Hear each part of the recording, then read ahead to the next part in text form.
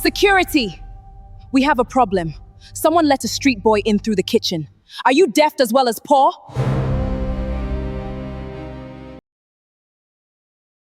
The wine hit Tabena's face before he saw Kioma Ise's hand move. It was 9:47 p.m. at the Eco Hotel ballroom on a Friday in October, and 300 guests in evening dress watched a red stain crawl down the white collar of his borrowed shirt. She did not apologize. She tilted the empty glass toward his chest like she was inspecting damage to a piece of furniture, then snapped her fingers over his shoulder. Security, we have a problem. Someone let a street boy in through the kitchen. Tabena did not move. The wine dripped from his jaw onto his shoe. Are you deaf as well as poor? She stepped closer until her perfume drowned the smell of the stain. I have worked too hard to share a room with someone like you. Take that cheap suit off and crawl back to wherever you came from. People at this level do not even see you. Across the ballroom, Adora Nwosu set down her glass and started walking. She did not make it 3 steps before Madame Ezinne Okafor stepped onto the stage and tapped the microphone twice. In 13 minutes, the man Chioma had just called a street boy would be holding that microphone. If you have ever been treated like you were invisible, give me the next 15 minutes of your life. Drop your city in the comments and stay until the end. But before that microphone was tapped, before the wine was thrown, before Kioma Eze made the worst mistake of her professional life, there was a Tuesday morning in February, 8 months earlier. A morning that started in a corner office on the 14th floor of the Okafor Tower in Victoria Island, with a 63-year-old widow eating a jedge bread at her desk and reading a thesis proposal from her only son. Madame Ezinne Okafor arrived at the office before her secretary that day. She had been at her desk since 6:15 a.m., reading through the quarterly report of the textile division, the division her husband had started 40 years ago with 1 warehouse in Aba and a single Mercedes truck. He had been gone for 21 years. The company he left her had 13 subsidiaries and 1,218 employees across 4 West African countries. Ezinne did not look like a woman who controlled all that. She wore a navy blue Ankara wrapper and a simple white blouse. The only jewelry on her was the gold wedding band she had refused to take off after the funeral. Her reading glasses sat low on her nose. A half-eaten slice of edge bread waited on a saucer next to her keyboard. The door opened gently. Mrs. Patricia Eek stepped inside with a folder pressed against her chest. "Ma, good morning. Patricia, you are late." "It is 7:02, Ma." "Exactly." Patricia smiled and placed the folder on the desk. She had worked with Madame Ezinne for 19 years. She knew the difference between a real reprimand and the kind that came with a small smile underneath it. "Tabena sent another email last night," Patricia said. "He confirmed his arrival on the 11th. Ezinne nodded but did not look up. Her finger moved down a column of numbers. "Has he said anything about the program?" "Nothing yet, Ma. But he attached the proposal letter you asked for. It is printed in your folder." Ezinne flipped the folder open. 3 pages. Wharton letterhead. The title at the top read, "Organizational Behavior in Family-Owned West African Conglomerates, a Field Methodology Proposal." She read the first paragraph twice. "He is serious. He has always been serious, Ma." "His father was not serious," Ezinne said, and the corner of her mouth lifted. "His father would laugh in meetings until people forgot what they came to fight about." Patricia did not say anything. She had learned a long time ago that when Ezinne mentioned her late husband, it was not an invitation for a response. It was a small private window the woman opened and closed by herself. "What about the women?" Patricia asked after the moment passed. "Sit down." Patricia sat. "At the staff retreat in November," Ezinne said, "I watched 3 young women in this company. Not because anyone pointed them out to me. I watched because they did not know they were being watched. That is the only time you ever see a person clearly." "Adora?" "Yes, Adora Nwosu, the junior accountant, the one with the Sima certification she finished while working full-time. I watched her at the retreat dinner. The waiter spilled palm wine on her lap. She apologized to him before he could apologize to her. Then she helped him pick up the cloth napkins. Patricia smiled. I remember her. She is the one who helps Mamangozi with the heavy cleaning bags. That one. Yes, the second one is Chioma Eze. Marketing, the girl with the loud laugh and the imported handbags. Ma, she is very good at her job. I am not questioning her work. I am observing her conduct.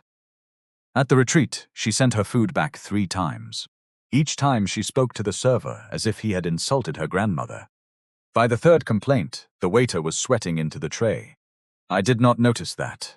You were not watching. The 3rd one is Ebele Anyanwu, HR coordinator, the quiet one with the soft voice. Patricia tilted her head. Ebele has always been respectful to me, Ma. Yes, to you. Because you are my secretary. But at the retreat, I went outside to take a phone call. I walked past the storage room. Ebele was inside with one of the new interns. I do not remember the girl's name. Ebele was telling her, and I am quoting her exact words because I wrote them down later. If you cannot keep up, no one in this office is going to slow down for you. Stop crying like a village girl. We are not running a charity. Ma. That was Ebele Anyanwu. The same Ebele who greeted me in the dining hall 10 minutes later, with a soft voice and a folded napkin in her hand. Patricia sat back. So you see her clearly. I see all 3 of them clearly. The problem is I am 63. I am not the one who has to marry the woman I see. My son is the one who must decide. And he must decide with his own eyes, not with my mouth telling him what to look for. That was the moment Ezinne reached for her phone. She did not look in her contacts. She knew the number from memory. The phone rang 4 times in Philadelphia before Tabena picked up. Mom, it is 1:30 in the morning here. Then you should be asleep.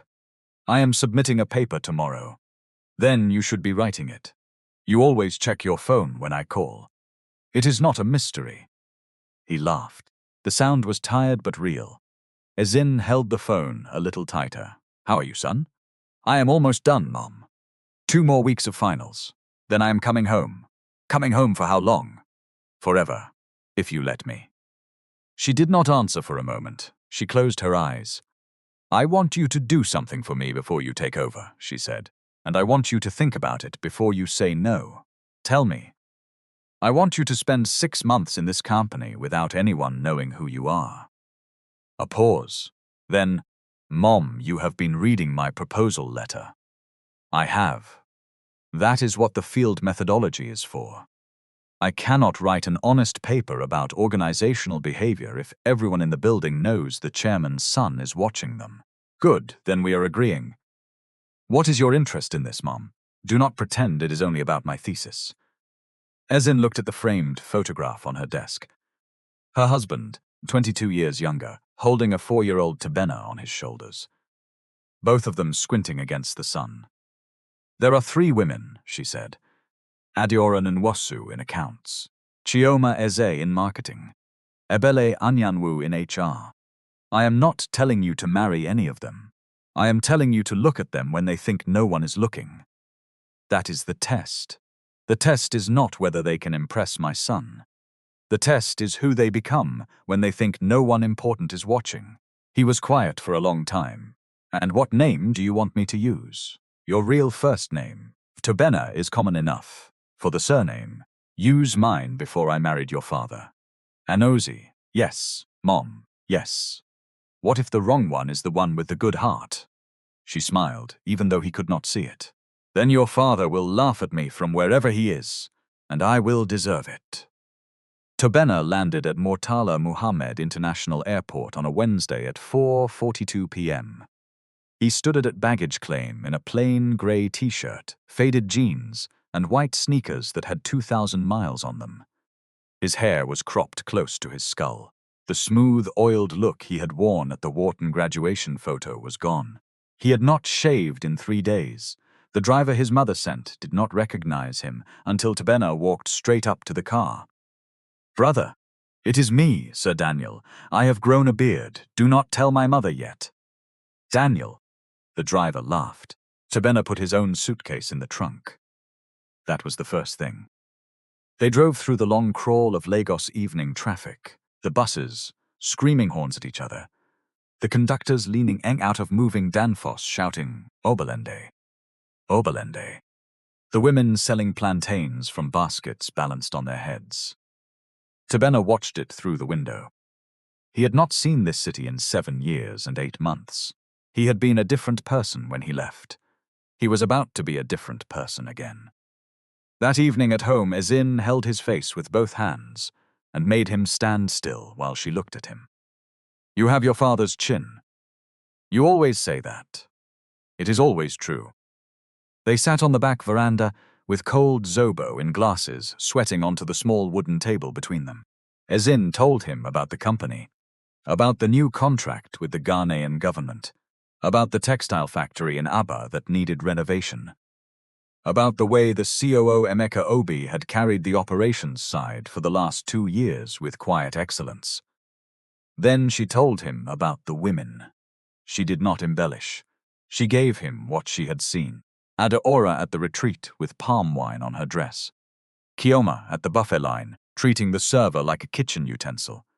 Ebele in the storage room with the crying intern. Tobena listened without writing anything down. When she was done, he set his empty glass on the table. "I want to meet Emeka tomorrow. He is expecting you at 10, and the HR paperwork, already filed. Tobena Anozie, Junior Administrative Coordinator. Transfer from the Port Harcourt branch.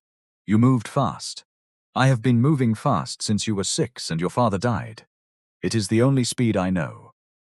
The next morning at 10, Tobena sat across from Emeka Obi in the COO's office on the 15th floor.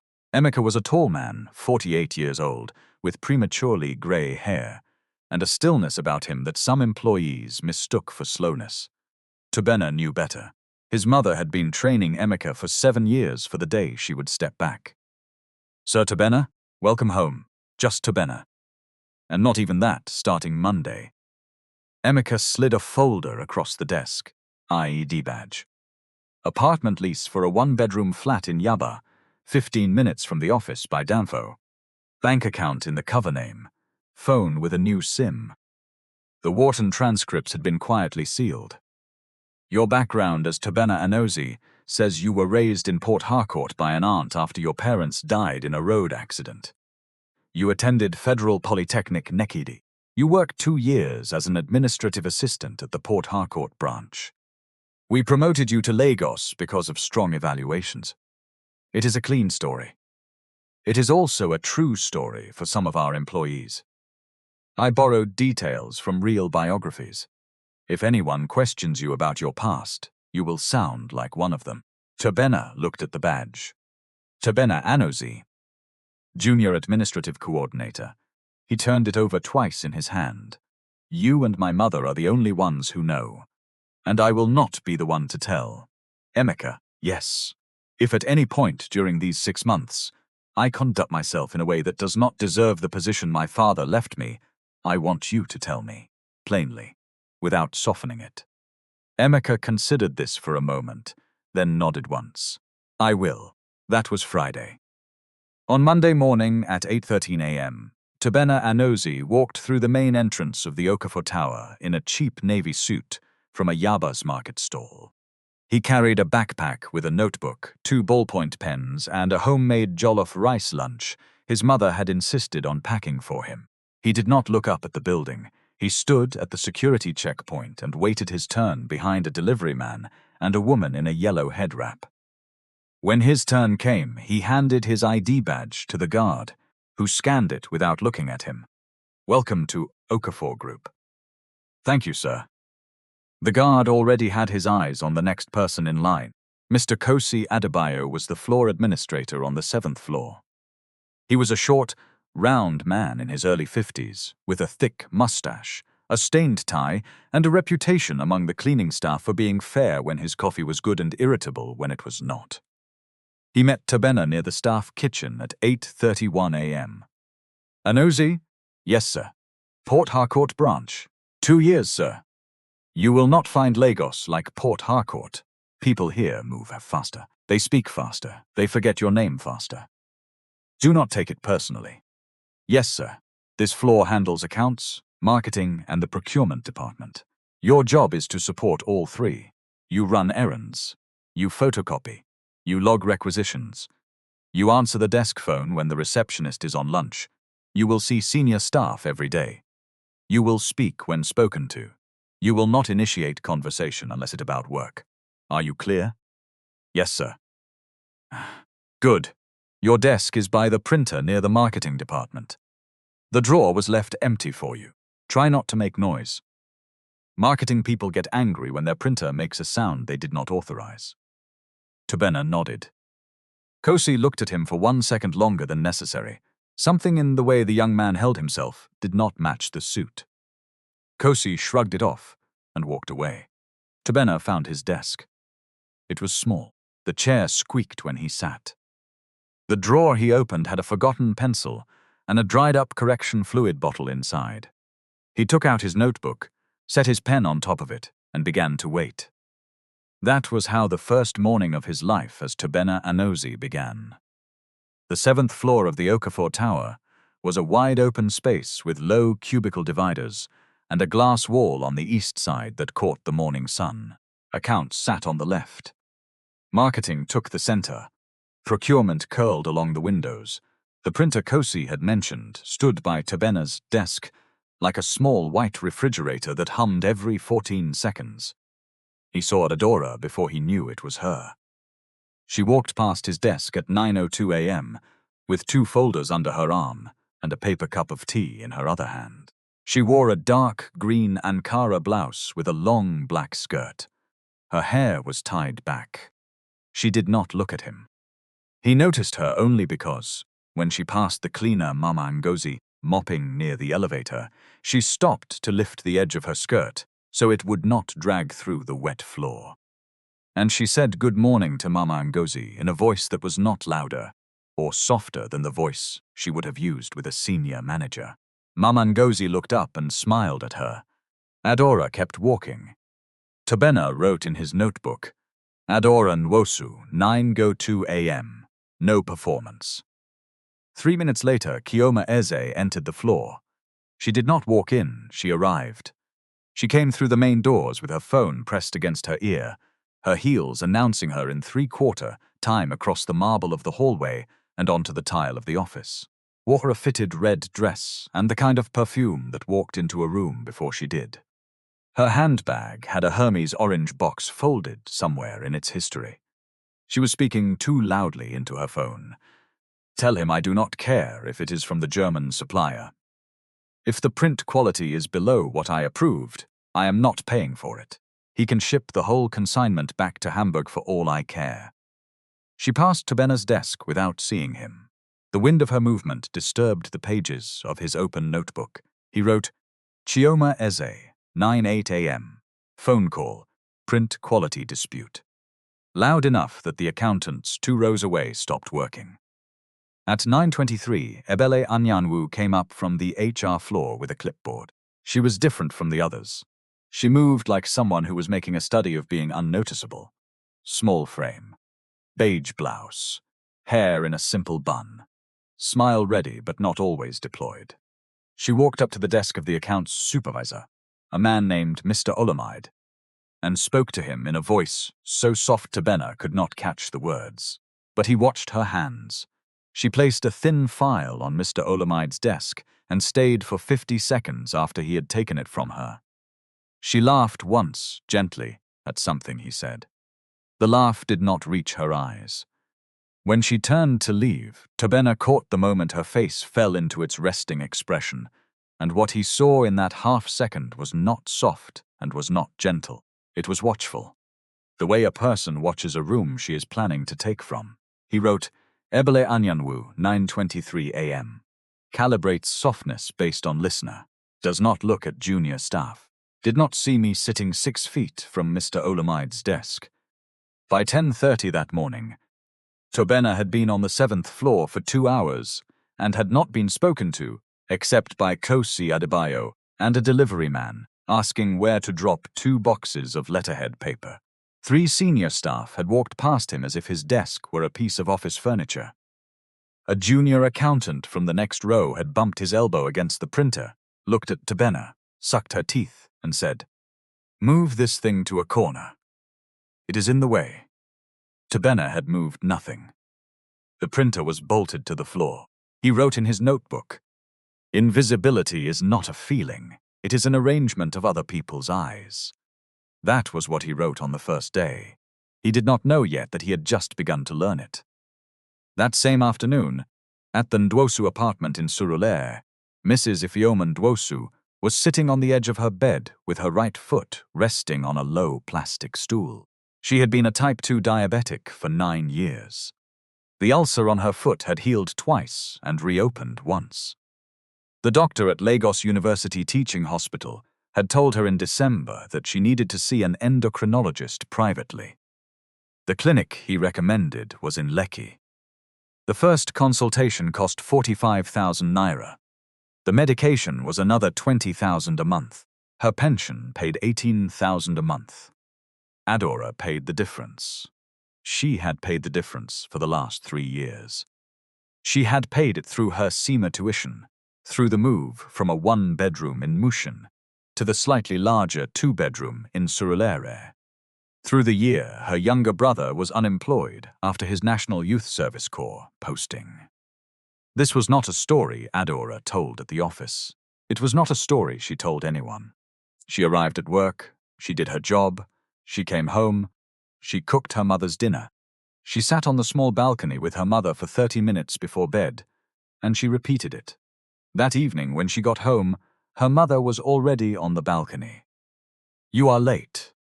"There was traffic at Maryland." "There is always traffic at Maryland." "Then I am always late." Her mother laughed. The laugh turned into a cough that she swallowed back down because Adora was watching. "Mama, did you eat the okra?" "Some of it." "How much is some of it?" Enough not to be asked questions. Adora set her bag on the floor and sat on the small plastic chair next to her mother. The sun was going down behind the rooftops of Surulere. The mosque at the end of the street had begun its call to evening prayer. A child was crying somewhere 2 houses over. The neighbor's generator coughed to life. "There is a new boy at the office," Adora said. "What kind of boy?" "Quiet. Tall. He is the new admin coordinator on the 7th floor. What is his name?" "Tabena Anozi, from Port Harcourt." Her mother did not say anything. She was looking at the sky. "Why are you telling me about him?" "I do not know. He just looked. Quiet." Her mother turned to look at her then, and there was something in her face that Adora did not understand. "Be careful with quiet ones," her mother said. "Quiet ones see more. They do not always tell you what they see." Adora thought about that. She did not say anything for a while. The call to prayer ended. The generator settled into its rhythm. Her mother reached over and patted her daughter's hand. "Eat something. You are too thin." Tuesday morning, 8:47 a.m. Tabena was photocopying the 3rd draft of a marketing presentation when Kioma Eze walked up to the printer. He did not see her until she spoke. "How long is this going to take?" He turned. She was standing 2 feet from his elbow, looking at the printer as if it had personally insulted her. 6 more pages, Marge." 6 more pages of what?" "The Continental Beverages account presentation." "Mr. Felix sent it down at 8:30. Mr. Felix sent it down for me. Move." She did not say it loudly. She said it the way she had said it to the waiter at the retreat dinner. She said it as if the matter were already decided, and Tabena's role was to recognize the decision. "Ma, the document is being printed in batch. If I move now, I will lose the pagination. Did I ask you for an explanation, or did I ask you to move?" He stepped back from the printer. She lifted his stack of pages out of the output tray, set them on the floor next to his shoe, and replaced them with her own stack from a flash drive she had inserted into the front USB port. "Pick those up before someone steps on them." He bent and picked them up. "And listen to me. Next time I come to a printer, I do not expect to see a junior administrative person crowding it like a bus stop. There is a printer on the 8th floor for people at your level. She walked away. A junior copywriter named Funmi watched the whole thing from her cubicle. She caught Tabena's eye as he straightened up with his scribbled pages. She did not smile, but the corner of her mouth moved in the small way that office workers move it when they want you to know that they saw, and that they are sorry, and that they cannot do anything about it. He wrote in his notebook later, Kioma Eze, Tuesday 8:47 a.m. Public correction. No need to humiliate. Chose to, that was the first encounter. By Friday of that week, he had logged 7 more.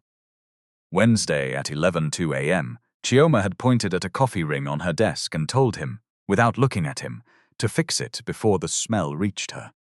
He had wiped the desk. The coffee was not his. Wednesday at 3:14 p.m., Ebele Anyanwu had walked past his desk with a junior HR officer and had said good afternoon to him, and had said it loudly enough for the junior officer to hear, and had smiled when she said it. 2 minutes after she turned the corner, Tabena had walked past her in the corridor, and she had not seen him. Thursday at 9:30 a.m., Kioma had sent a passive-aggressive email to her department, asking who in administration had been authorized to use the marketing printer for non-marketing documents. She had copied Kosi Adebayo. The email had named Tabena Anozi. Kosi had called him into a small meeting room and said, without sitting down, "She is not someone you fight. She is someone you avoid. Use the printer on the 8th floor. Even if it is broken, find another way." Yes, sir. And Tabena. Sir, you are not in trouble. I want you to understand that. People like Kioma look for staff at your level the way some men look for cigarettes. They are not personal. They just need to use you to feel something. It was the first time anyone in that building had used Tabena's name with kindness in their voice. He held on to it for the rest of the day. Friday at 12:35 p.m., the staff cafeteria. Tabena sat at a small table near the window with his packed jollof rice in a plastic container. He had brought a fork from his apartment. He had been told by Kosi that the cafeteria had cutlery, but he had not yet figured out where you returned the trays, and he did not want to ask. There was a rhythm to the cafeteria that he had not learned. People grouped at certain tables. Other tables stayed empty for reasons he did not understand. He had chosen the empty table by the window because it was empty. Adora Nwosu sat down across from him. She did not ask. She put her tray down, an oval plate of jollof and grilled fish, a glass of water, a small paper napkin, folded in half.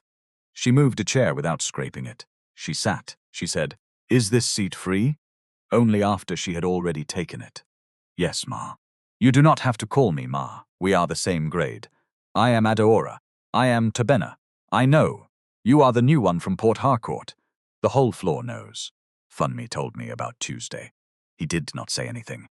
"I am not going to ask if you are okay," Adora said. "I do not like that question. People always answer yes when the answer is no. What would you ask instead?" "I would ask if you have someone to eat with this week." He looked at her. She was already cutting her fish. "Not yet." "Then you have someone today." She did not say more for a while. She ate her fish carefully, not in a rush. He watched her hands. They were small, but they were certain. Her nails were short and clean and unpolished. "What did you do in Port Harcourt?" she asked. "Administrative support." 2 years. "What did you do before Port Harcourt?"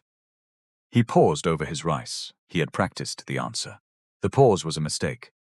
"My aunt raised me after my parents died. I went to Federal Polytechnic Nikid." "What did you study?" "Business administration." "How are you finding Lagos?" "Loud." "It does not get quieter. You get better at choosing what to hear." He laughed. It was the first time he had laughed since the airport. "What do you do?" he asked. "Accounts. Junior accountant. 5 years in this company." "You have a SEMA certification. How did you know that?" He almost answered. He caught it. He held it for half a second, and then offered the slowest version of the truth. "It is on the company directory page. You read the company directory?" On my first day, I was trying to learn names. That is the strangest thing I have heard from a new staff this year. I am told I am strange. By whom? My mother, usually. She smiled.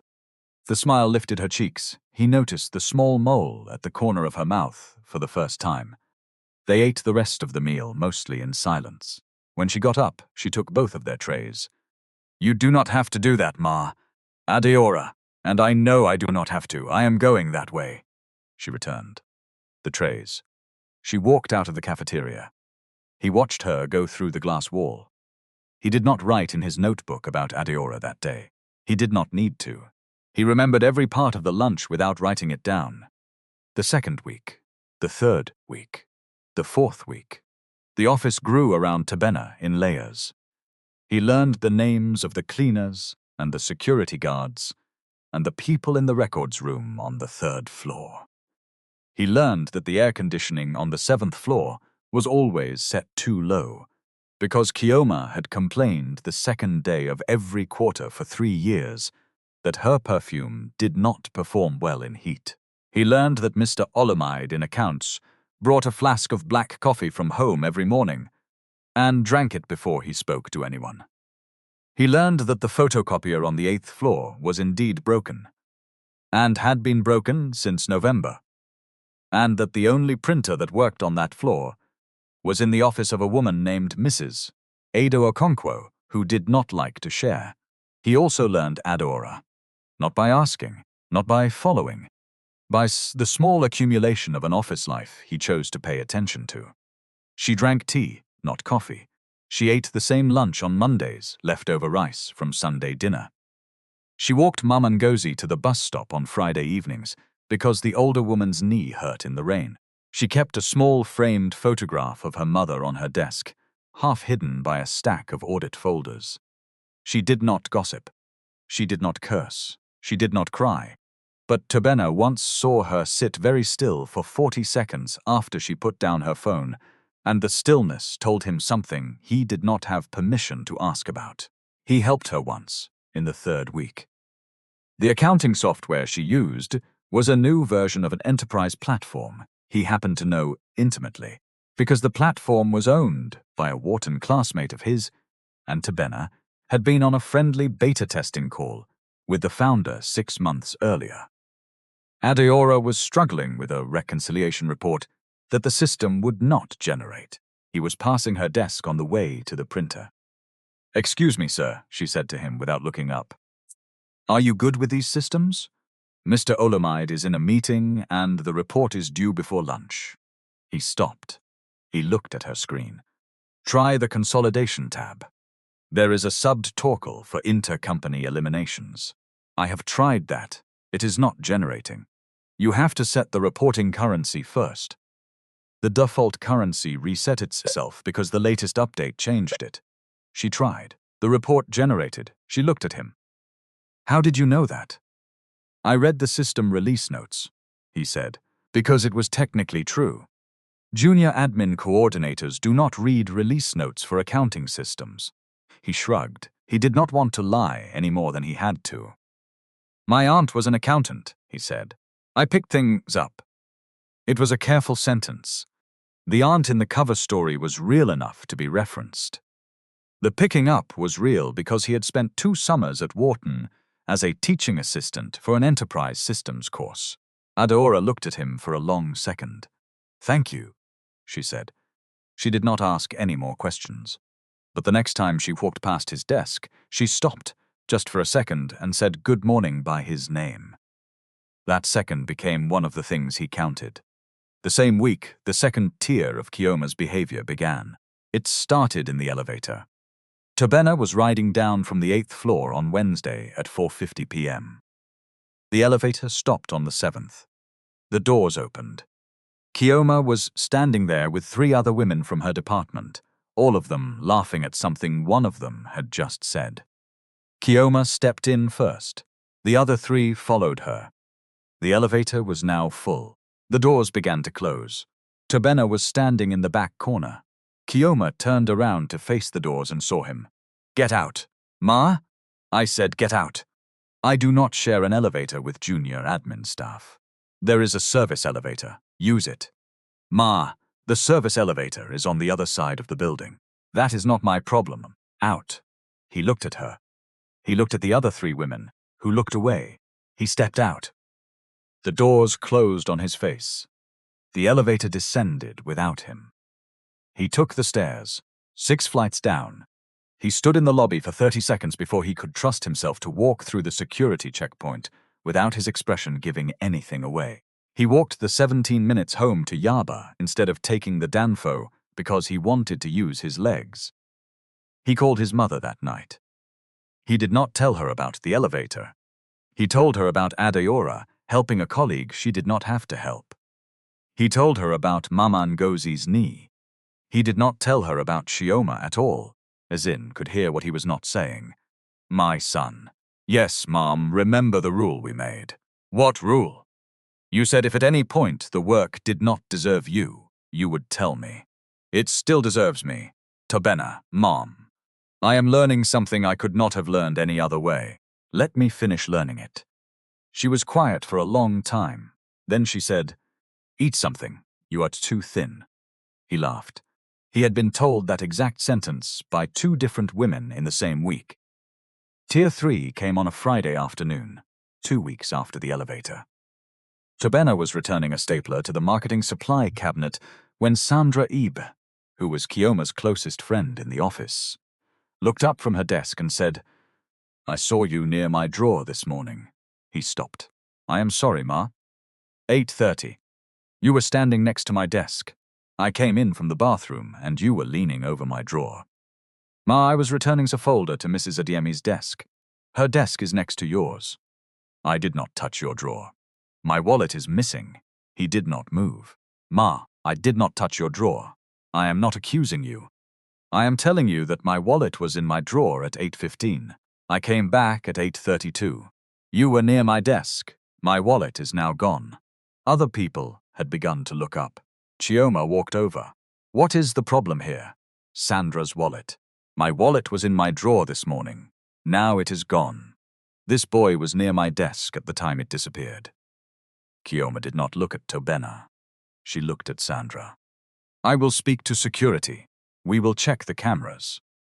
There is no camera on this floor. Then we will check the floor cameras and the lobby. We will figure out where his hands have been this morning. She turned to Tobena for the first time. Empty your pockets. Ma, empty them. Now, if you have nothing to hide, this will take 10 seconds. He emptied his pockets. Wallet. Phone. 2 folded receipts from the supermarket on his street. House keys. A small paper-wrapped sweet his mother had pressed into his hand the previous Sunday because she thought he looked tired. Chioma looked at the pile. Open your wallet. He opened it. 6,000 naira in mixed notes. His ID. His Lagos State driver's license. The receipt from the suya seller at the bus stop where he ate dinner sometimes. How much money do you make in a month? Chioma asked. My salary is in HR records, Ma. How much? 85,000. And you carry 6,000 around in your wallet on a Friday afternoon. It is my food money for the weekend. It is suspicious. It is 6,000 naira, Ma. She turned to Sandra. If your wallet does not turn up by Monday morning, I want a formal report filed. She walked away. He put his belongings back in his pockets. His hands were steady. He had practiced steady hands for moments like this in 7 years of business school case studies and high-stakes negotiations in classrooms. And he had never in his life thought he would use that training to keep his hands still, while a co-worker accused him of theft in front of 15 people. That afternoon at 4:47 p.m., Sandra found her wallet in the side pocket of her own gym bag. She had transferred it there the night before when she went to the gym after work and had forgotten. She did not announce the recovery. She did not apologize. She mentioned it casually to Chioma the following Monday in the break room, and Chioma said, Well, that is a relief. I was beginning to worry. She did not relay the relief to Tobena. He found out the wallet had been found because Funmi, the junior copywriter, walked past his desk on Tuesday morning and said, very quietly, Sandra had her wallet the whole time, just so you know. He wrote in his notebook that night, "The accusation costs nothing. The recovery costs less. A reputation does not get returned to the drawer where it was kept." He was beginning to understand the shape of the thing his mother had asked him to study. The romance grew quietly. It grew in the spaces of the workday that were not work. It grew in the small staff library on the 12th floor, where Adeora went to read at lunchtime sometimes, and where Tobena had taken to reading too, after he discovered that on Wednesdays the library was always empty between 12:15 and 1 p.m. They did not plan to meet there. He had been 3 Wednesdays into his solitary lunch when she walked in carrying her tray and stopped at the door and said, "Are you reading or are you avoiding people?" "Both. That is honest." She sat at the same long table. They ate without speaking for the first 10 minutes. Then he asked her about the book she had taken off the shelf. It was an old paperback copy of Things Fall Apart. She told him she had read it 11 times. She told him her mother had read it to her when she was 10 years old. She told him that the chapter about Ikemefuna still made her cry, after 11 readings, every time. He told her his mother had read it to him too. He did not tell her his mother had bought a first edition signed by Chinua Achebe at a charity auction in 2007, and that the book sat in a glass case in the library of a house in Ikoyi. He told her his mother used to read after dinner on Sunday nights when he was small. That part was true. The library lunches became Wednesdays, then Wednesdays and Fridays, then Wednesdays, Fridays, and sometimes Mondays. They never planned. They never invited. They both showed up. He told her about Port Harcourt in vague terms, careful with the geography, careful with the names. He told her about his aunt, whom he composed in his head from the women he had met at his mother's friends' houses growing up. He kept the cover story shallow enough not to crack. She told him about her mother's diabetes. Finally, after the 5th library lunch, she told him about the cost of the Lekki clinic. She told him about the brother who had finally found a job in Port Harcourt and was now sending 5,000 naira home every month, which helped, but did not close the gap. "I am sorry," he said. "There is nothing to be sorry for. It is the situation. I am still sorry. I do not need you to be sorry. I need you not to feel sorry for me. There is a difference." He looked at her. The light from the window came across her face at an angle he would remember for a long time. He understood at that moment that he was not going to be able to keep the line he had drawn for himself. He understood it the way you understand a small stone settling at the bottom of a glass of water. It was already there. He had just been pretending it was not. He said, "I do not feel sorry for you. I want you to know I think about your mother sometimes. That is different." She did not answer right away. "Yes," she said finally. "That is different." He walked her to the bus stop that evening. He was not supposed to. It was outside the lines of the cover and outside the lines of the test. He did it anyway. They walked through the lobby and out into the wet, warm Lagos evening. She told him she preferred to walk to the bus stop because she liked the few minutes between the office and the bus. He told her he understood. He did not say more. At the bus stop, she turned to him. "You should not walk me here every evening. I was not planning to. I am planning to walk you tonight." "Tobena, yes, I do not know what I am doing. Neither do I." She got on the bus. He watched it pull away. He stood on the pavement until the back lights of the DANF turned the corner at Maryland and disappeared into traffic. He did not write in his notebook that night. Ebele Anyanwu had been watching too. Not Tobena. Adeora. Ebele had not known what to make of Tobena at first. He did not have a useful position. He did not seem ambitious. He did not flirt. He was, in her preliminary assessment, a non-factor. She did not register him as a person until she registered that Adeora was registering him as a person. And that registration changed Ebele's assessment of Adeora, which mattered because Ebele had been building her own quiet campaign in the building. Ebele's campaign had 3 elements since. First, become indispensable to Mrs. Patricia Ike. Patricia was Madame Ezinne's secretary. Anything Madame Ezinne knew or wanted to know passed through Patricia. Second, become useful, in small, unrepayable ways, to Mr. Emeka Obi. Emeka was the COO. He was also the most likely man in the building to be promoted, and through promotion to gain access to the family Ezinne kept around herself. Third, position herself as the soft, level-headed alternative to a woman like Chioma, who was loud and would burn out. Ebele had been at this for 2.5 years. She brought Patricia a small bottle of imported olive oil one Tuesday. I saw it in the imported food store on Awolowo Road, and I remembered you said your daughter cooks the Mediterranean way. Ebel, this is too much. It is not. It was on sale, and your daughter deserves better oil. Please give it to her. Patricia took it. She did not refuse gifts. She also did not forget who gave them. Patricia had been working for Ezinne Okafor for 19 years. She had watched a great many young women bring her a great many things.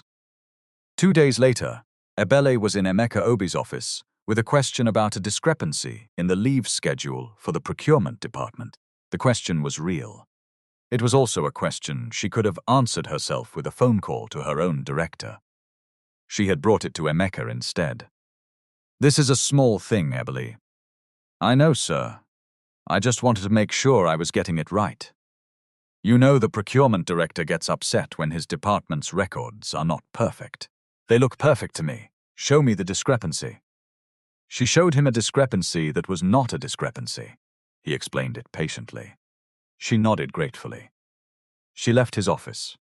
She returned the next week with another small question. Emeka had been watching her too. He had been watching her the way you watch a draft of cold air come into a room from a window you did not know was open. On the 3rd week, he told her, Ebele, you have been very thoughtful. I want you to know that for things at this level, you can speak to your own director. You do not need to bring them to me. I understand, sir. I just wanted to make sure they were handled correctly. They are. You can trust your director. She smiled and left. She did not bring him another question for 10 days. When she came back, it was with the same soft voice and a different angle. Sir, I heard Madame's son will be returning. He looked at her. Madame's son has been returning for 10 years. He is at school in America. I heard he is done. You heard. I heard. From whom did you hear, Ebele? She smiled. The smile did not reach her eyes. I have my sources, sir. You should be careful with your sources. Some sources are not reliable. Yes, sir, she left. He sat at his desk for a long time after she was gone. That evening he made one phone call. He did not call Madame Ezinne. He called Tobena.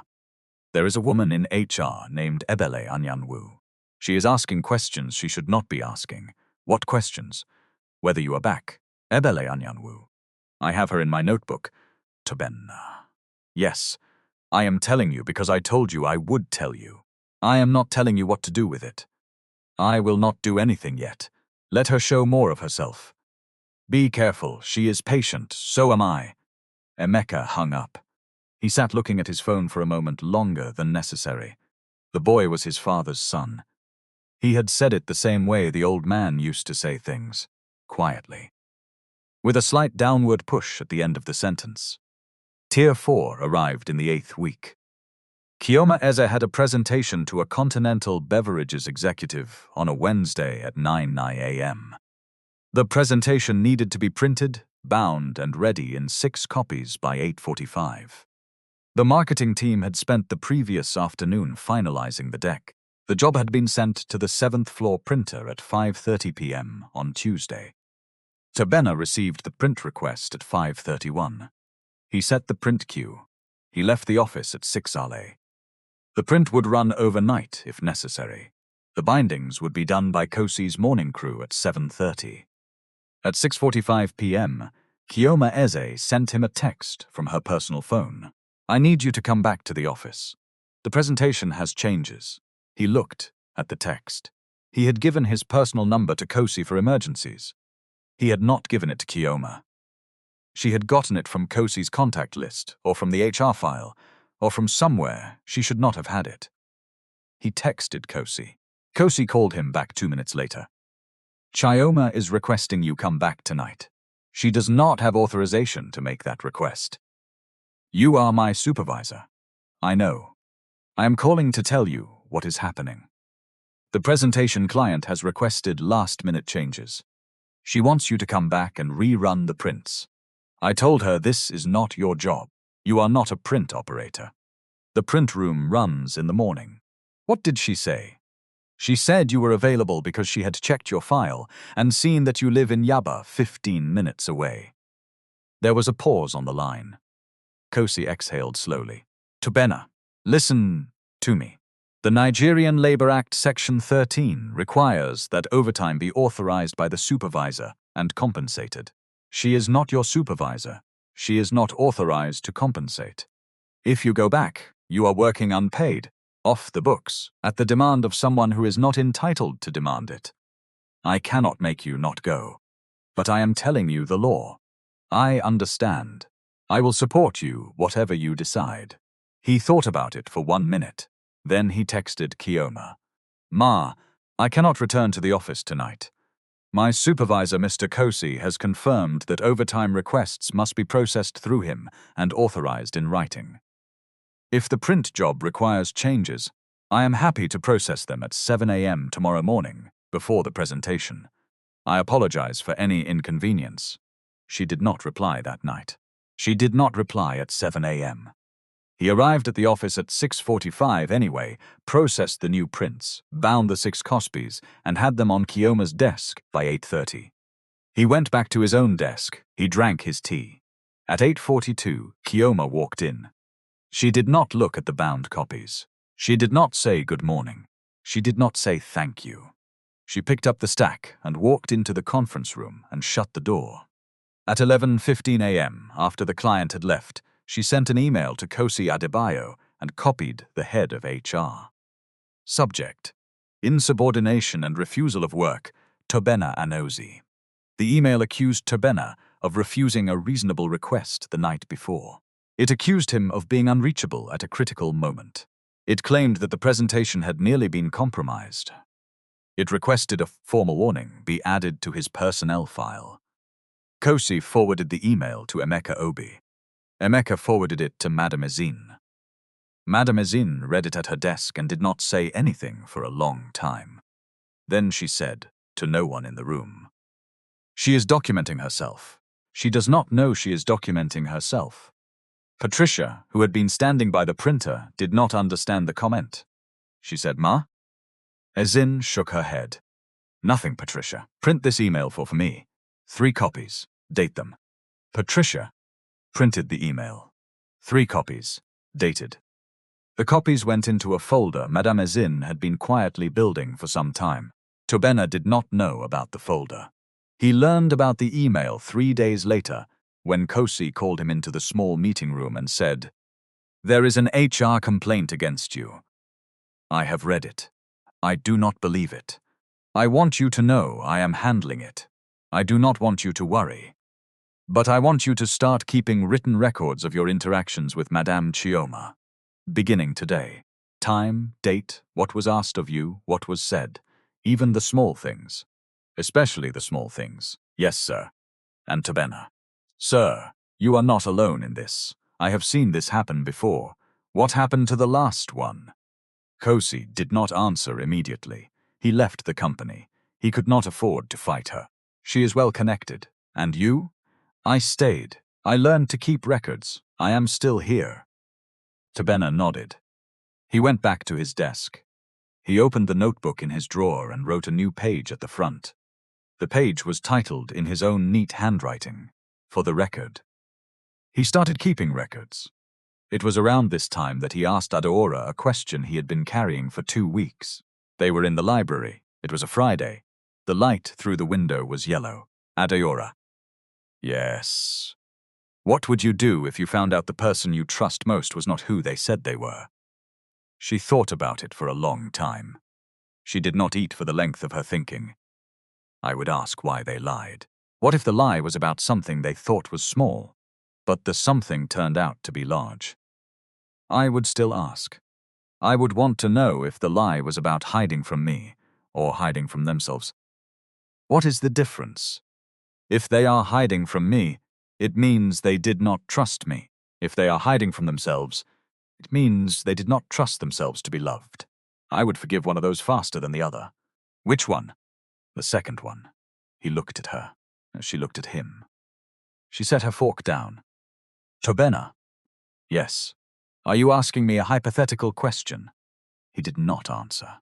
He did not have an answer that would not have undone the entire thing his mother had built. He felt the shape of the moment in his chest, the way a man feels a step he is about to take in the dark. Hypothetical, he said. All right. She picked up her fork. But she did not look at him the same way for the rest of the lunch, and when she left, she touched the back of his hand with the back of hers, not by accident. He sat in the library for 10 minutes after she was gone, and then he closed his notebook, and then he closed his eyes. Tier 5 for Abeli came in week 11. She had been writing Adora into a story that she was about to publish. Ebele's office was on the 11th floor, the HR floor. She shared a corner space with 2 other coordinators. The space had a small refrigerator and a kettle, and a calendar that had not been changed since March.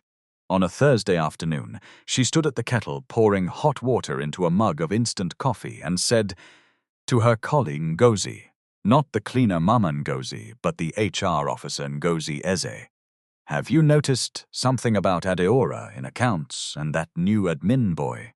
Ngozi looked up. "What about them?" "They take lunch together every Wednesday and Friday in the library on the 12th floor. So? Junior staff are not supposed to be using the staff library at lunchtime. That space is for managers. It is in the handbook. Is that even enforced?" "It does not need to be enforced. It needs to be noted." Ngozi did not say anything else. Ebele added a second sugar to her coffee. That evening, Ebele opened a draft document on her work computer. She titled it, "Concerns regarding junior staff conduct, confidential." She typed 3 paragraphs.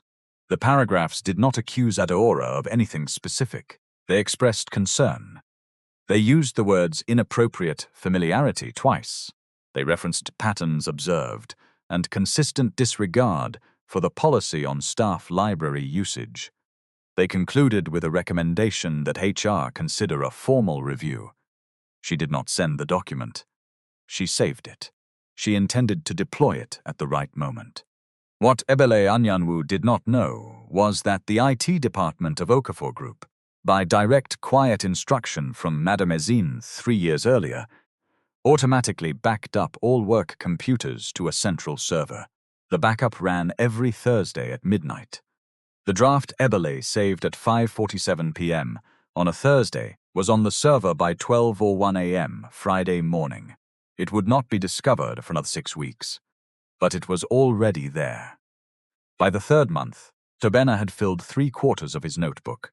He had also fallen in love. He had not said it. He did not need to say it. He knew it by the way he felt about Friday afternoons. He knew it by the way he found himself thinking about her mother, whom he had never met, when he was waiting at the bus stop in the evening. He knew it by the way the Lagos heat felt slightly different on the days he knew he would see Adora, and on the days he knew he would not. She had not said it either, but she was not careful in the same way she had been careful in the 2nd week. When she touched his hand under the library table on a Wednesday in early May, she did not pull her hand away when he turned his hand to hold hers back. They sat with their hands held for the length of an unsaid sentence, and then they let go, and then they ate the rest of their meal. After lunch, she said, "Tobena, yes, my mother wants to meet you." He did not say yes immediately. He said, "When?" "Sunday. Come for lunch. She is making jollof. She always makes jollof when she has not met someone." "Adeora, yes. Are you sure?" "I am sure, even though I have not told you everything. I do not need to know everything to feed you my mother's jollof," he smiled. "All right." Sunday. That Friday, after work, he walked her to the bus stop. Again. They did not hold hands. They walked beside each other, close enough that their elbows brushed twice. At the bus stop, she did not get on the first bus. She let it go. He did not ask why. She turned to him and said, "If you cannot come Sunday, tell me now. I am coming." "All right." She got on the second bus. He watched it pull away. He stood at the bus stop until the streetlights came on. The Sunday lunch was on a Sunday in early May. Surulaire. The Nwasu apartment, on the second floor of a building with a tired green gate, and 3 flower pots near this entrance, 2 of which had real flowers in them. He climbed the stairs with a bottle of Vita Malt in a black plastic bag, and a small box of imported chocolates from a shop near his apartment in Yaba. He had not known what to bring. He had asked his mother in a phone call on Saturday night, and she had said, "A man brings what he can. Bring something. Anything. Do not bring nothing." Adora opened the door. She had on a yellow blouse he had not seen before. She let him in. She introduced him to her mother. Mrs. Ifeoma Nwosu was sitting on a sofa with a kente cloth across her lap. Her right foot was elevated on a stool. She had the kind of face that people described as gentle when they meant strong. "Mama, this is Tobena." "Good afternoon, Ma. Sit down, my son." He sat. The apartment was small. The walls were painted pale blue. There was a black and white photograph of a man on the wall above the television. He could feel the man's eyes on him. "That is my husband," Mrs. Nwosu said, following his gaze. "He died 15 years ago. He worked for the railway." "I am sorry, Ma. He was a good man. I am sure." She watched him for a moment. Adora had gone to the kitchen to bring out the food. "My daughter says you are from Port Harcourt." "Yes, Ma. Who are your people?" "My mother was from a small village near Owerri. My father was from Aba. They both passed when I was young. My aunt raised me." "What is your aunt's name?" He gave the name from the cover story. He had said it 20 times by now. It came easily. Mrs. Nwosu nodded. She did not say anything for a moment. "What does your aunt do?" "She runs a small textile shop in Port Harcourt." She watched him. He held her gaze without forcing it. He had learned from his own mother that holding a gaze without forcing it was a thing not many people could do. Adora came back with the jollof. The conversation moved into safer ground. She told him about her work. He told her about Lagos. Mrs. Nwosu asked him what he thought about a politician on the news. He gave her a careful answer that did not commit to a position. She watched him give the careful answer, and her mouth curved very slightly. After the meal, when Adora went into the kitchen to wash the plates, Mrs. Nwosu said, "Tobena." "Yes, Ma, you are a quiet man." "Yes, Ma, my husband was quiet. He was also not always telling me what he was thinking. That was not the same thing as lying. But sometimes a quiet man's silence has shape." He did not answer. "My daughter has carried this house for a long time.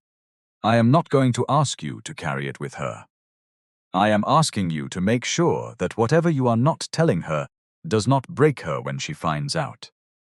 He looked at the older woman. The older woman looked back at him. "Yes, Ma, that is all. I am tired. I am going to lie down." She got up slowly. She walked to her bedroom with the kente cloth wrapped around her waist. The bedroom door closed behind her. Tobena sat very still on the sofa. He could hear Adora at the sink in the kitchen, humming a hymn under her breath. The sound was small. It was the kind of sound that finds the shape of a man and fills it. He walked into the kitchen. "Ora. Yes, there is something I have to tell you."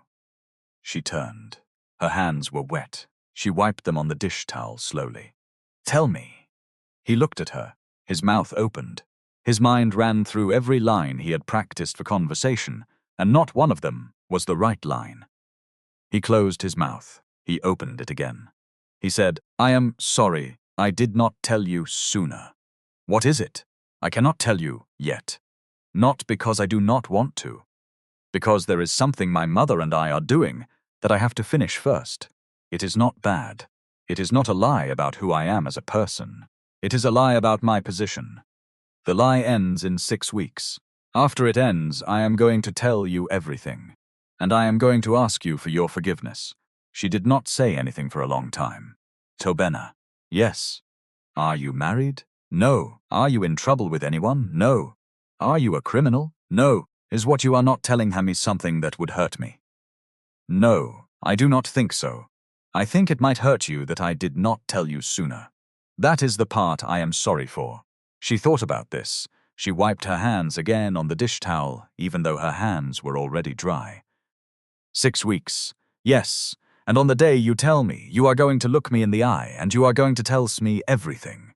Yes. Without softening it. Without softening it, she nodded. Slowly. All right, you are not angry. I am angry, but I am also waiting. The angry and the waiting can sit at the same table. He laughed. He did not mean to laugh, it just came out. She smiled. Go, she said, before my mother wakes up and asks why you are still here at this hour. I will see you Monday. He left. He walked back through Surulere in the afternoon heat. He took the bus from Iponri. He sat by the window and watched the city go past, and he felt for the first time in 3 months that something in his chest had loosened by exactly 1 degree. It was at this point that the timeline began to compress. Madame Ezinne had set the gala for the 3rd Friday in October. The gala was an annual event. 240 employees attended. 60 external guests, ministers, ambassadors, business partners. The Deputy Governor of Lagos State had confirmed his attendance 2 weeks in advance. The venue was the Eco Hotel Grand Ballroom. The dress code was formal. The invitation announced that Madame Ezinne would make a major company announcement at 10 p.m. 3 days after the invitations went out, Tobena sat in his mother's office and they reviewed the plan. I will introduce you at 10 p.m., she said. 300 witnesses. The Deputy Governor will be one of them. The Continental Beverages Chairman will be one of them. The whole company will be there. Mom. Yes. I need you to do something for me. Tell me. On the night of the gala, before you take the stage, I want you to give Adora a private moment. Before everything else. Before the announcement. I want her to know first. Why? Because I lied to her. And the people I lied to should not find out the same way the people I did not lie to find out. Ezinne looked at her son for a long time. You love her, yes. Have you said it to her? Not yet. Why not? Because I did not want to say it from inside the lie. She nodded. Tobena. Yes, Mom. You are your father's son. You always say that. It is always true. That afternoon she called Patricia into her office. She gave Patricia instructions about a dress. A simple dress. Not extravagant, not borrowed. Bought new from a small designer in Lekki, who had made the bridesmaids' dresses for Ezinne's niece in February. Patricia took the measurements from Adeora's HR file, which contained the company uniform fittings from 2 years ago. The dress was ordered. The dress was paid for. The dress was delivered, anonymously, to the Nwosu apartment in Surulere on the Tuesday before the gala, with a small note. For the gala on Friday. From someone who would be honored if you came. Adeora read the note 3 times. She did not know who it was from. She suspected. She did not let herself decide. She tried the dress on. It fit. Her mother sat on the bed and watched her in the dress and said, Whoever it is, you are going. I will not let you miss your own life because of a hospital bill. She did not say anything else. She did not need to. On Friday morning, Tobena left his apartment in Yaba at 7 a.m. He did not go to the office. He went to his mother's house in Ikoyi. He showered. He shaved. He put on a black tuxedo that had been hanging in a closet in his old bedroom for the last 6 weeks, waiting for him. His mother adjusted his bow tie and held his face with both hands. You look like him. You always say that. Today it is more true than usual. She kissed him on the forehead. He left for the Eco Hotel. He arrived early. He stood near the back of the ballroom. He watched the staff finish the place settings. He watched the band do their sound check.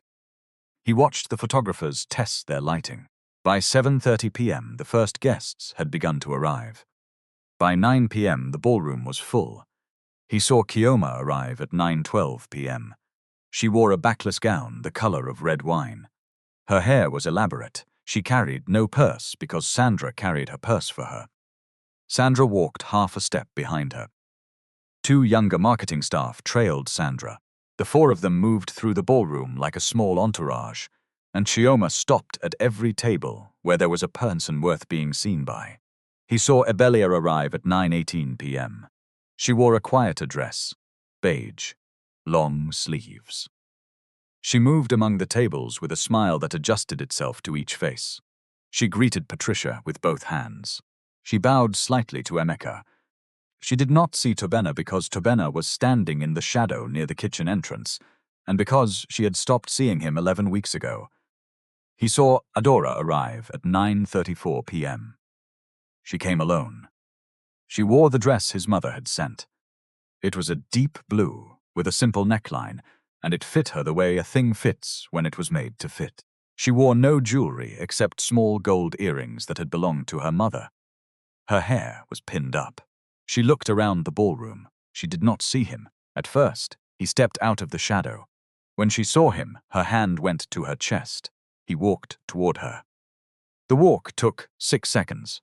In those 6 seconds, he passed Chioma Eze's table. Chioma was facing the other way. She was telling a joke to the wife of a Continental Beverages executive. She did not see him pass. Sandra saw him pass. Sandra's face did not change because Sandra did not yet understand what she was seeing. He reached Adora. He stood in front of her. You came. You sent the dress. My mother sent the dress. Your mother, Adora. Before this night ends, I am going to tell you everything I promised to tell you. I want you to know it is going to happen tonight. I want you to be prepared for it. She looked at him. You are wearing a tuxedo. Yes. You do not have a tuxedo. I do. Tobena, yes. Whose tuxedo is this? Mine. She closed her eyes for 1 second. When she opened them, she said, All right, tell me. Not yet. Not here. There is going to be a moment in about 20 minutes. My mother is going to come to the stage. Before she does, I want you to stand near me. Why? Because I do not want you to find out the same way 300 other people are about to find out. Stand near me. He took her hand.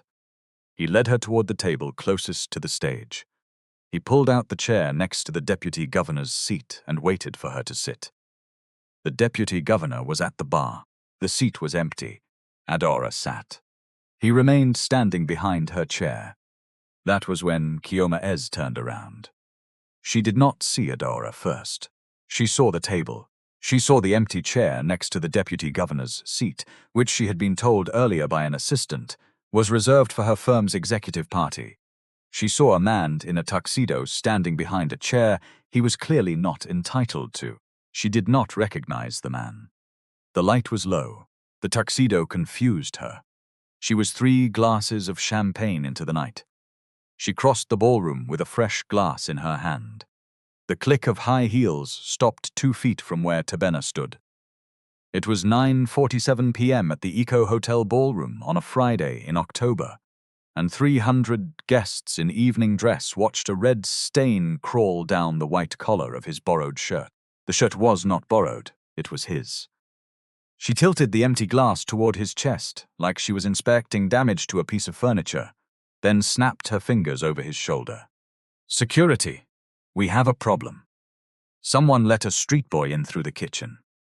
Tobena did not move. The wine dripped from his jaw onto his shoe. Are you deaf as well as poor? She stepped closer until her perfume drowned the smell of the stain. I have worked too hard to share a room with someone like you. Take that cheap suit off and crawl back to wherever you came from. People at this level do not even see you. A photographer raised his camera. Tobena heard the click. Adora rose from the chair. She set her glass down. She started toward Chioma. She did not reach her. Across the ballroom on the stage, Madame Ezinne Okafor tapped the microphone twice. The microphone crackled. The ballroom turned. Good evening, my colleagues, my friends, my honored guests. Please find your seats. I have an announcement to make. The ballroom moved. Chairs scraped. Glasses settled. A waiter near the bar froze with a tray of canapasa held aloft. Chioma turned toward the stage. She did not yet understand what was about to happen. She only knew she had been interrupted. Madame Ezinne waited until the room was silent. She held the microphone in her right hand. With her left hand, she searched the room. Her eyes found her son. They found Adaora behind him, with her hand at her chest. They found Kioma 3 feet from Tabena, with an empty glass and a stain on the floor near her shoes. She began to speak. For 37 years I have served as the chairman of the Okafor Group. I took the company from my husband when he died. I have given it more years than he had with it. Tonight, I am announcing the next phase of leadership for our company. I am stepping down as chairman effective the 1st of January next year. My son, who has spent the last 8 years preparing for this responsibility, will be assuming the role of chief executive officer. A small murmur moved through the ballroom. For the last 6 months, Ezinne continued, my son has been serving in this company under the name Tabena Anozi as a junior administrative coordinator on the 7th floor. He has been studying the company from the ground up. He has been writing his doctoral thesis on organizational behavior in family-owned conglomerates. And he has been learning, in his own way, who in this company is worthy of the trust we give to those who lead it. The ballroom did not move. Kioma's hand began to lower the empty champagne glass. My son's full name, Ezinne said, is Tabena Chukwuemeka Okafor. She lifted her eyes from the room and looked directly at Tabena. My son, please come to the stage. He did not move at first. He turned to Adaora. I am sorry. Tabena, I will come back to this chair. I will come back to you. He walked toward the stage. The ballroom parted to let him pass. He passed Kioma Ize. She did not say anything. She could not say anything. Her mouth was slightly open. The empty glass was at her side. Her makeup had not adjusted to her face. She looked like a woman who had just discovered that the floor she had been standing on was not a floor. He walked past Ebele Anyanwu, who had gone very still at a table near the back. Ebele's hand was on the edge of the table. Her smile had collapsed and not yet been reassembled. He walked past Sandra Ibe, who was looking at Chioma with the face of a friend who has just realized that the wagon she hitched her own future to has gone over a cliff. He walked past Emeka Obi, who nodded at him as he passed. Very small, very precise. He stepped onto the stage. He stood next to his mother. She handed him the microphone. He took it. He looked out at the ballroom. Good evening, he said. The ballroom was so quiet that you could hear the air conditioning. I want to start by apologizing. I lied to almost everyone in this room. For the last 6 months, I have walked through this company under a name that is not my full name. I have answered to titles below the one I was raised for. I have done it because my mother and I wanted to know who you are when you do not think anyone is watching. That is not a noble reason. It is a useful one. I am not going to pretend it was kind. He paused. He searched the room. He found Adaora. She was sitting at the table near the front. Her hands were folded in her lap. I have learned a great many things in these 6 months, he said. Some of them I will not share tonight. Some I will. The first thing I learned is that there is no such thing as a person too small to be treated well. The cleaners who work in this building are people. The security guards are people. The interns are people. The junior admin coordinator no one greets in the elevator is a person. I want every senior staff member in this company to understand that the way you treat the people below you is not a small thing. It is the only true measure of who you are. He looked at Kioma. She was still standing in the same spot, the empty glass in her hand, the stain on the floor. The Nigerian Labor Act, Section 13, he said, requires that overtime be authorized in writing by a supervisor and compensated at no less than the agreed rate. Some of you in this room have violated that section by demanding unpaid work from staff who do not report to you. You did it because you assumed you would never be held accountable. As of Monday morning, you will be held accountable. The Okafor Group will be implementing a confidential reporting line, monitored by an independent external counsel, for any staff member who has been required to work without authorization or compensation. Any reports that come in will be investigated. Any violations that are confirmed will be addressed through the disciplinary process. He did not look at Ebele, but Ebele knew the next sentence was for her. The Okafor Group will also be reviewing its internal communications archive for any documentation that does not reflect the standards of integrity we expect from our HR department. The IT department backs up all work computers weekly. Any drafted documents, sent or unsent, are recoverable. We will be reviewing them. Ebele's face had not moved for 30 seconds. He set the microphone down. He looked at his mother. She nodded. He picked the microphone back up. To everyone in this room who treated me with kindness when you thought I had nothing, thank you. I have a list. I will not read it tonight, but you will hear from me. To everyone who treated me as though I were not in the room with you, I forgive you. But the record stands. He set the microphone down for the second time. He stepped off the stage. He walked back to the table at the front. The ballroom watched him cross the floor. Adeora did not stand. He reached her chair. He knelt next to it. He did not have a ring with him. He had not planned this part. It came out of him without preparation. I am sorry I did not tell you sooner. I am sorry I sat across from you in the library on Wednesdays and Fridays and did not tell you who I was. I am sorry I let you cook my mother's jollof on a Sunday in May and did not tell you. I am asking for your forgiveness. I am also asking for the rest of your life. She did not speak for a long time. She looked at him. Her eyes were not crying. Her mouth was not smiling. She said, 6 weeks. You said 6 weeks. It has been 8. I am sorry. Tobena. Yes, you are going to stand up. You are going to walk me to my mother. You are going to tell her what you just told the ballroom. If she forgives you, I will forgive you. If she does not, you will wait. He stood up. Yes. He held out his arm. She took it. They walked out of the ballroom together. The ballroom did not move. The photographer at the back lowered his camera. The deputy governor, who had returned from the bar in time to hear the last 3 sentences of the announcement, raised his glass quietly in their direction. Chioma Eze sat down in the nearest chair. She did not know whose chair it was. She did not care. Her face was the color of paper. Ebele Anyanwu got up from her own chair. She moved toward the exit. She did not get to the exit. Mr. Emeka Obi was standing in front of it, and he was not moving, and he did not have to say anything. The aftermath unfolded over the following weeks. The investigation by the external counsel took 2 months. The confidential hotline received 41 calls in 3 weeks. Most of them were small. Some of them were not small. 3 were about Chioma. 2 were about Ebele.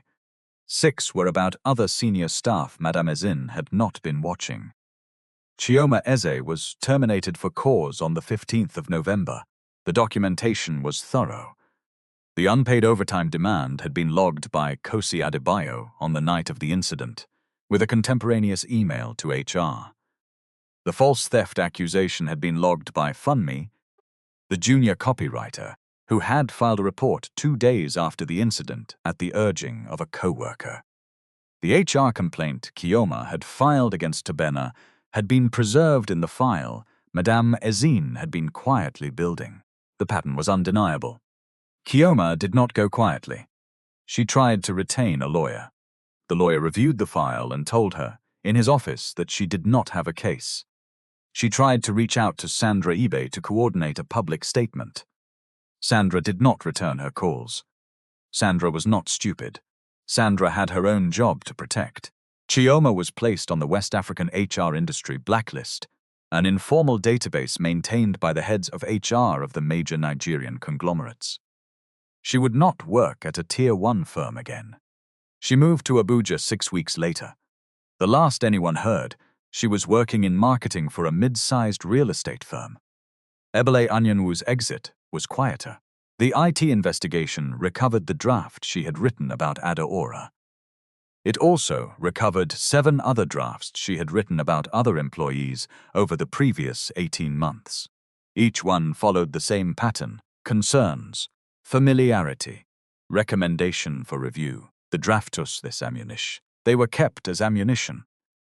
The drafts in combination painted a portrait of a coordinator who had been quietly building dossiers against the women she perceived as her competition. Ebeli was given the option to resign. She resigned. She did not contest. She moved back to her family's house in Oka. She did not work in HR again. Sandra Ibe kept her job. She was demoted from marketing strategist to marketing analyst. She accepted the demotion. She wrote a letter of apology to Tobena by hand and gave it to Kosi Adebayo to pass on. Tobena read the letter. He did not respond to it. He kept it in a drawer in his desk. The reforms began the following month. The Okafor Group implemented a mandatory anti-harassment training program for all employees. Every supervisor was required to complete a 2-day course on labor law, including specific instruction on Sections 13 and 17 of the Nigerian Labor Act. The course was developed in partnership with a law firm in Ikoyi that specialized in employment law. A whistleblower hotline was launched, with an external counsel as the receiving party. Reports were anonymous. Investigations were independent. A pay transparency band was published for every job level in the company. Junior administrative coordinators saw their floor salary raised by 22%. The cleaners and security staff received a comprehensive welfare package that included contributory medical insurance, a children's school sponsorship fund, and a crisp bonus equal to 1 month's salary. The staff library was open to all employees, regardless of grade. The handbook was rewritten. Patricia helped with the rewrite. She had been waiting to rewrite it for 11 years. Mama Ngozi was promoted to Chief of Housekeeping Services. Her salary was tripled. She wept the first time she saw her new payslip. Adora took her out to lunch at a small restaurant on Awolowo Road and made her order 2 desserts. The proposal happened in March on Sunday afternoon in the small apartment in Surulere. Tobena came with no entourage. He came with a small ring in a small box that had belonged to his grandmother. He sat on the small sofa where he had sat 10 months earlier. Mrs. Ifeoma Nwosu sat across from him with her right foot still elevated, though the ulcer had healed for the 3rd time and was now staying healed because the Lekki specialist had been paid in full. Mrs. Nwosu ma. Tobena, I would like your permission to ask Adeora to marry me. She looked at him for a long time. The look was the same look she had given him in May. He held it the same way he had held it then. You are still quiet. Yes, ma, you told her everything.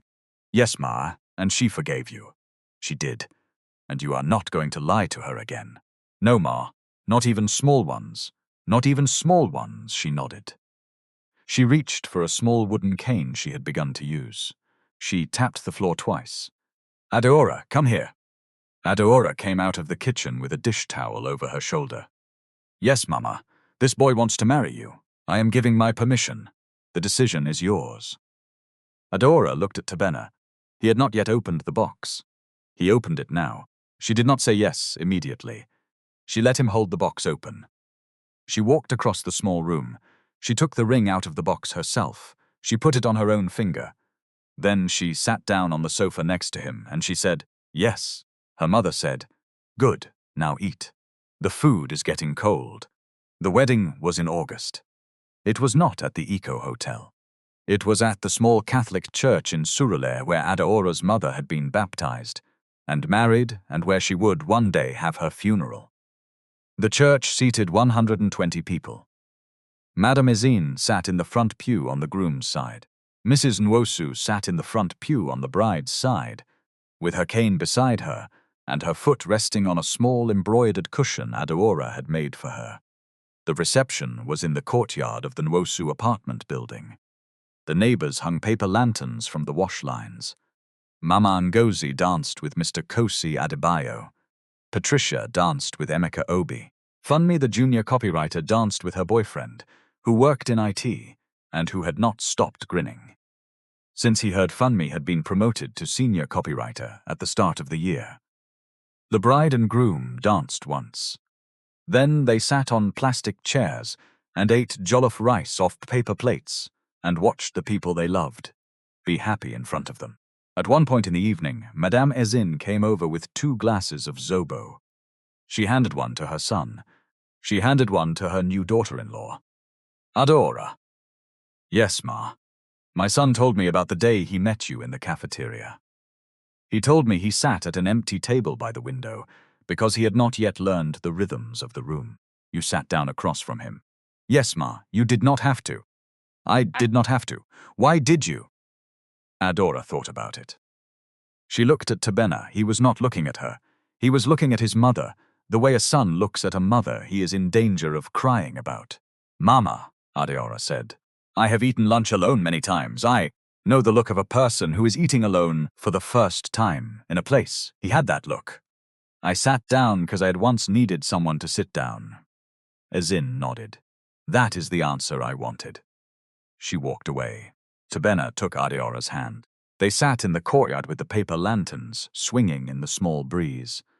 Somewhere in the distance, a generator coughed and settled into its rhythm. Before I let you go, there is something I want to say. The way Kioma spoke to Tabena on that ballroom floor, the way Ebele built her quiet files against the Simmons she resented, the way a junior staff member can be made to disappear in plain sight. These are not things that only happen in stories. They happen in offices, in shops, in factories, in homes. The names of the laws and the protections change depending on where you live. But the patterns are old, and they are real. If you or someone you know is being humiliated, threatened, or made to work without pay or recognition, please do not look for your answer in a comment section. In the United States, the Equal Employment Opportunity Commission can be reached at 1-800-669-4000. In other countries, your local labor board or a legal aid clinic will know what protections you have. I am not a lawyer. I am not a counselor. I am someone who wanted to tell a story about a man who learned what it felt like to be invisible, and a woman who never made anyone feel that way. The next time someone treats you as though you are not in the room, remember that the room is yours too. And the next time you are the one with power in a room, remember whose chair you are sitting in and who built it.